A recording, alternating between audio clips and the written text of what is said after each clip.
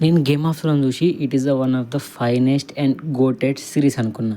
And ఎందుకంటే అందులో story building గానీ, వరల్డ్ బిల్డింగ్ గానీ, క్యారెక్టర్స్ గానీ, అండ్ స్క్రీన్ ప్లే గానీ, మ్యూజిక్ గానీ, ఆ స్టోరీ వెళ్ళే విధానం గానీ అసలు క్రేజీ అంటే క్రేజీ ఉంటాయి.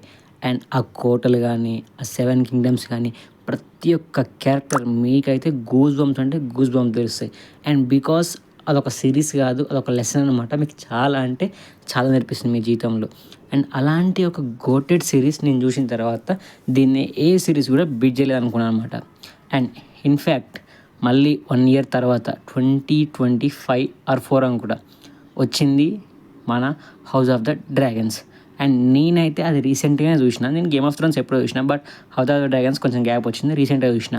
బట్ ఇది కూడా one of the finest shit అనమాట. అంత అంటే అంత బాగుంది. అండ్ నేనైతే మెంటల్లీ పిచ్చోని అయిపోయినా.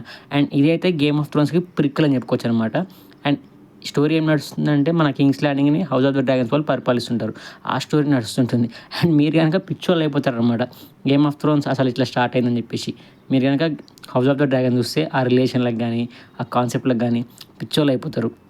అండ్ 'హౌస్ ఆఫ్ ద డ్రాగన్స్‌లో కూడా క్యారెక్టర్స్ యాక్టింగ్ అయితే పీక్స్ అంటే పీక్స్ ఉంటాయి. Limited characters 'game of Thrones' లెక్క క్లమ్జీ ఉండదు. మీకు అర్థం కాకుండా ఉండదు. ఈజీగా అర్థమవుతుంది. సినిమా ఫ్రీ ఫ్లోగా పోతుంది. సినిమా చాలా అంటే చాలా బాగుంటుంది. అండ్ లిటరలీ 2 సీజన్స్ ఉన్నాయి. అవైతే మనకు జియో హాట్‌స్టార్‌లో అవైలబుల్ ఉంటాయి. అండ్ జియో సినిమాలో కూడా అవైలబుల్ ఉంటాయి. అండ్ మీకు కావాలంటే ఎక్స్టర్నల్ వెబ్‌సైట్స్ నుంచి కూడా మీరైతే చూసుకోవచ్చనమాట. అండ్ మీరైతే దీన్ని అస్సలు మిస్ అవ్వకండి. ఖచ్చితంగా అంటే ఖచ్చితంగా చూడండి. అంత అంటే మీకు అంత నచ్చుతాయి. అండ్ వన్స్ 2 సీజన్స్ అయిపోయిన తర్వాత అయితే మీరైతే సీజన్ 3 కోసం ఈగర్‌గా వెయిట్ చేస్తారు. అండ్ మీకు 'గేమ్ ఆఫ్ థ్రోన్స్‌లో మీరెవరు ఫ్యానో అండ్ మనకైతే కామెంట్‌లో చెప్పండనమాట. And 'house of the dragon' చూసిన తర్వాత మీకు నచ్చిందా నచ్చలేదా ఖచ్చితంగా చెప్పండి. అండ్ నచ్చితే మిగతా వాళ్ళకి సజెస్ట్ చేయండి.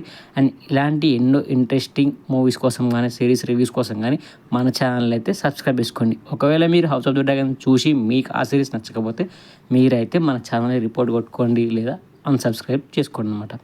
Thank you. This is Paramananda reviews for you.